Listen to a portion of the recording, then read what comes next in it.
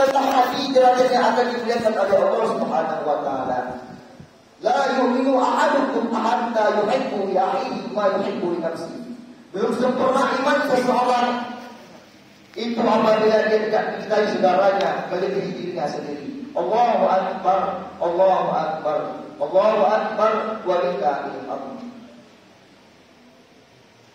Oleh karena itu, training akbar Ramadan mendidik kita untuk menjadi imam yang adil, pejabat yang takut kepada Allah, camat yang takut kepada Allah, presiden yang takut kepada Allah, gubernur yang takut kepada Allah, bupati takut kepada Allah, dai yang takut kepada Allah, pemimpin yang takut kepada Allah, tentara yang takut kepada Allah, polisi yang takut kepada Allah, politikus yang malu kepada Allah, sehingga ketakutan ini akan membuat introspeksi diri kepada Ramadan. Bentuk jati diri kita untuk menjadi hamba yang malu kepada Allah, malu kepada tetangga, malu kepada kedua orang tua, malu kepada guru, malu kepada pemimpin, terutama malu kepada diri sendiri. Ma'asyiral muslimin rahimakumullah. Dan jangan sampai kita lupa salat Idul Fitri ini rahimakumullah. Pada tanggal 1 Syawal 1945 Hijriah, iblis laknatullah telah dilepas rantainya oleh Allah Subhanahu wa taala. Telah dibuka belenggunya oleh Allah, dan pada tanggal 1 Syawal ini iblis menjerit kepada Allah. Iblis yang bernama Najris menjerit kepada Allah.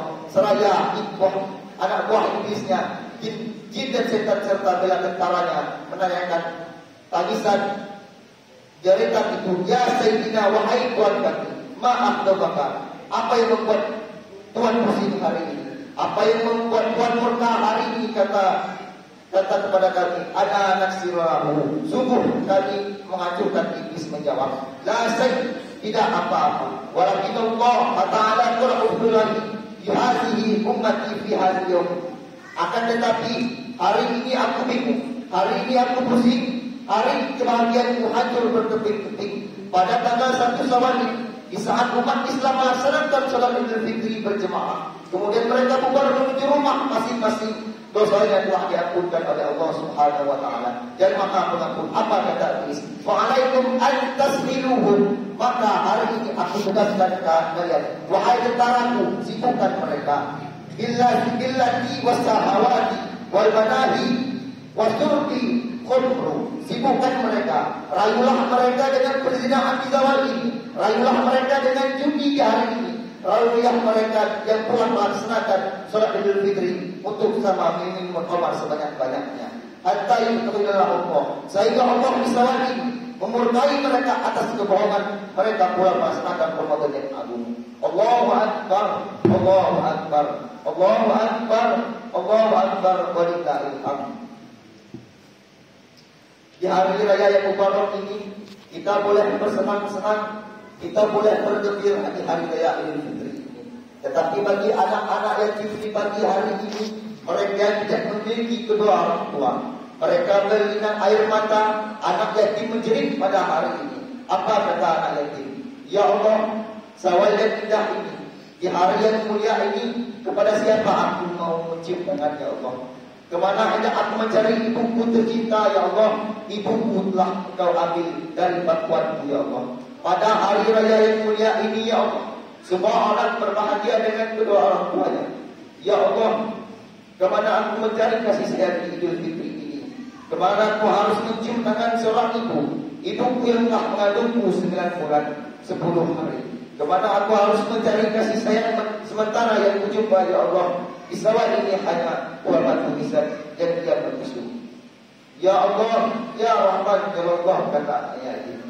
Kalau begitu, ya Allah, aku tahu diriku bahkan Engkau jadikan yatim piatu, maka aku mohon kepadamu, ya Allah, cabutkan nyawaku ini, ya Allah, agar aku bisa berbaring di samping ibuku tercinta. Ma'asyiral muslimin rahimakumullah. Diriwayatkan dari Ibnu Umar bin Malik radhiyallahu anhu, Nabi Muhammad sallallahu alaihi wasallam di saat melaksanakan salat Idul Fitri bersama para sahabatnya, sedangkan pada waktu itu semua anak-anak sedang bermain. Di antara anak-anak yang bermain, ada seseorang anak yang laki-laki yang menangis pada saat kesedihannya. Lalu Rasulullah sallallahu alaihi wasallam bertanya kepada anak kecil itu, "Hai anakku tercinta, mengapa di pagi ini di saat orang bergembira engkau menangis?" Di saat orang berbahagia, di hari ini engkau menangis. Kenapa air matamu mengalir tak menjadi turun di langit di atas ini? Ma'asyiral muslimin wa imakumullah. Di kemuliaan hari raya Idul Fitri ini, tepat pada hari ini merupakan Idul Fitri yang akbar. Kemuliaan bersama orang-orang melaksanakan Idul Fitri Mubarak, yatim menangis, janda meratap anak yatim yang mencari makan di hari raya Idul Fitri ini. Mencari makam ibu tercinta, mencari makam ayah tercinta. Sungguh hina di hari raya Idul Fitri ini. Seseorang anak tidak mau meminta maaf kepada orang tuanya. Seorang anak memutus hubungan dengan ibu kandung. Seorang teman dengan teman yang lain saling memaafkan.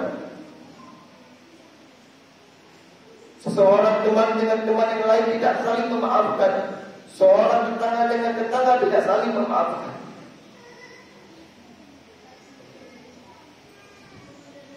Sebagaimana di dalam hadis dijelaskan suatu hari,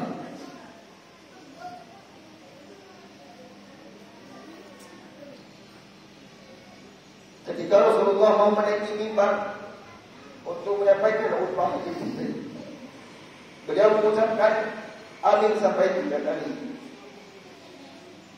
Lalu sahabat bertanya kepada Rasulullah, "Ya Rasulullah, tadi engkau mengucapkan amin sampai 3 kali." Lalu Rasulullah bersabda, "Tadi ketika aku berdiri sebelum menaiki mimbar,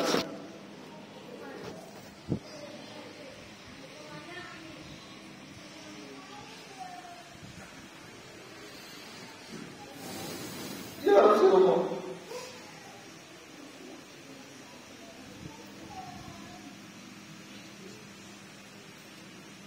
lalu Rasulullah bersabda, tadi aku ketika berdiri sebelum menaiki mimbar, Jibril datang kepada Ya Muhammad, pada hari ini yang mulia ini aku ingin berdoa kepada Allah. Maukah engkau mengampuni?" Kami ke Rasulullah bersabda, "Silakan ya Jibril." Lalu Jibril berdoa, "Ya Allah, pada hari ini tanggal 1 Syawal aku berdoa.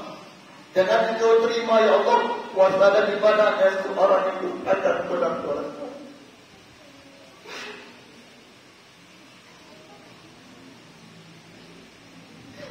Rasulullah bersabda, "Amin." Jangan engkau terima ya Allah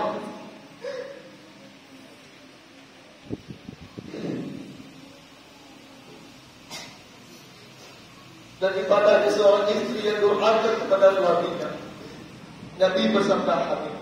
Lalu Jibril berdoa lagi, "Ya Allah, pada hari ini tanggal 1 Syawal aku berdoa, jangan engkau terima ya Allah puasa dan ibadahnya seorang muslim yang tidak mau meminta maaf saudaranya." Lalu Nabi bersabda, "Amin." Jadi hadirin yang dimuliakan oleh Allah Subhanahu wa taala, mulai saat ini marilah kita buang keangkuhan dan kesombongan kita di dalam diri kita, muliakan diri kita dengan kedurhakaan kita, baru kita memberanikan diri untuk minta maaf kepada kedua orang tua. Seorang istri jangan menunggu Allah marah kepadamu, baru engkau menyadarkan diri untuk berpisah. Jika suami minta keridoannya terhadap kesalahan yang engkau lakukan, menurunkan pahala dan bencana serta Allah menghinakan kita di mata manusia, baru kita menyadari akan pentingnya meminta maaf kepada saudara sesama muslim, sebab meminta maaf lebih mudah daripada memaafkan. Oleh karena itu, kepada kedua orang tua jangan hanya karena permasalahan yang masih dimaafkan dari kesalahan seorang anak, kemudian orang tua menutup hati untuk meminta dan keridhaan atas apa yang telah dilakukan seorang anak. Sebab Allah tidak akan pernah ridho kepada seorang anak selama orang tua yang tidak ridhoi. Allah tidak akan mengampuni dosa seorang anak selama kedua orang tuanya tidak mau memaafkan kesalahan. Kemudian seorang suami janganlah kalian menyombongkan diri untuk tidak mau minta maaf pada istri, walaupun dalam keadaan bagaimanapun ia adalah ibu dari anak-anakmu, dan ia adalah dalam keadaan bagaimanapun ia adalah ibu dari anak-anaknya. Bagaimanapun kesalahan seorang makmum, maka dan diminta pertanggungjawaban oleh Allah adalah seorang imam yang pemimpin, yaitu engkaulah sang suami yang menjadi pemimpin, engkaulah yang menjadi seorang imam, maka engkaulah menjadi seorang, engkau menjadi bahwa kewajibanmu ialah melayani suami dan sebaik-baik, dan diharapkan untuk mendurhainya, sebab ia adalah pemimpinmu dan ia akan bertanggungjawabkanmu baik atau kesejahteraanmu di dunia sampai untuk kebahagiaanmu di akhirat. Oleh karena itu, di hari yang mulia ini, dengan engkau simpan kehilapan dan kesalahanmu ungkap semua kepada suamimu dan diminta ridho dan maaf, sebab disitulah alasan Allah menerima seluruh amal ibadah. Kemudian kepada kaum muslimin sekalian, marilah pada hari ini yang mulia ini kita bersihkan kesalahan kita dengan sesama muslim dengan saling meminta maaf, saling memaafkan, sebab Rasulullah SAW bersabda, "Man min muslimain yaltaqiyani wa yatasafa'ani illa ghafara lahu ma lam yatafarraq." Siapa saja dari dua orang muslim saling berjumpa dan saling berjabat tangan, kecuali Allah mengampuni keduanya sebelum mereka berpisah. Maka di hari yang mulia ini, marilah kita sama-sama saling memaafkan atas dosa dan kesalahan kita. Tanamkan sikap saling menghargai antara satu sama lain. Mari kita jalani hubungan persaudaraan di antara kita, sehingga tercipta ketenteraman dan keakraban walaupun kita berasal dari daerah-daerah yang berbeda, agar seluruh Ramadan dimuliakan oleh Allah Subhanahu wa taala, serta agar seluruh amal ibadahmu yang kita lakukan mendapatkan ridhonya Allah Subhanahu wa taala. Amin ya rabbal alamin. Barakallahu li wa lakum fil Qur'anil azim.